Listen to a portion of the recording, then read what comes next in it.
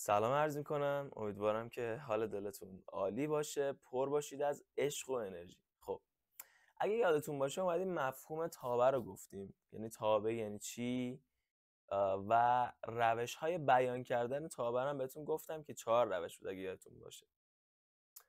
خب حالا میخوایم ببینیم این حالا یه سری توابع و من اینجا به قولی میخوایم بررسی کنیم که آیا اینا تابع هستن یا نه.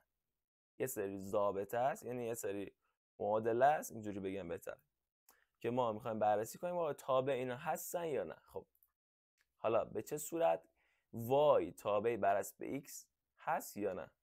اینکه y تابع بر اسب x یعنی که آقا y وابسته به x، یعنی x تعیین میکنه که y چی باشه. از طرفی x خودش میشه مستقل، یعنی هر چی دلش میخواد میتونه باشه، 0 باشه، 1 باشه، 10 باشه، هر عددی که دوست داره میتونه باشه. خب بریم اینا رو با هم بررسی کنیم بچه. خب اولین حالت x2 به علاوه y مساوی. خب ببین برای اینکه مشخص کنیم y تابع بر اسب x هست یا نه باید y رو تنها بکنیش. خب ببین یعنی چی؟ من x2 رو میبرم اون سمت، میشه منفی x2، پس y من شد 1 منهای x2. خب الان x مستقل، y وابسته است به x. خب حالا ببین الان تو بیای هر xی بدی y به تو یک مقدار میده. درست میگم؟ هر مقدار x بدی بهش هر چی دوست داری، بعد یه y بهت میده طبق اون تعریفی که از تابع داشتیم. پس این عبارت من، این ضابطه میتونیم بهش بگیم این الان تابع هستش.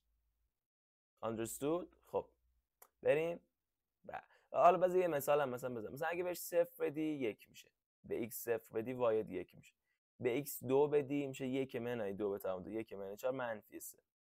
بهش مثلا منفی 3 بدی میشه 1 منهای منفی 3 به توان 2 که میشه 9، 1 منهای 9 میشه منفی 8. پس اوکی. خب حالا حالت بعدی منفی x به علاوه y2 مساوی با 1. خب من منفی x رو شوت میکنم اون ور، y2 میشه 1 به علاوه x2.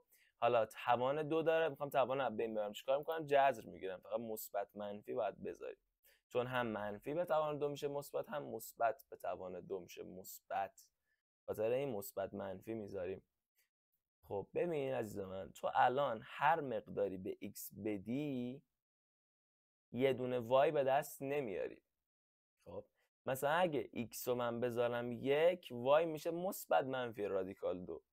اگر x رو بذارم 0، y میشه مثبت منفی 1. اگه x رو بذارم 3، رادیکال میشه رادیکال 1 و 3 رادیکال 4 دیگه، رادیکال 4 هم 2، y میشه مثبت منفی 2. پس به ازای هر xی شما 2 تا چی جواب داری، یعنی 2 تا y داری.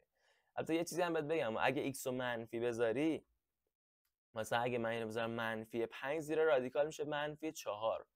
ولی تو اعداد حقیقی ما جواب نداریم واسه این عبارت، یعنی میگیم که x جواب نداره، یعنی y جواب نداره.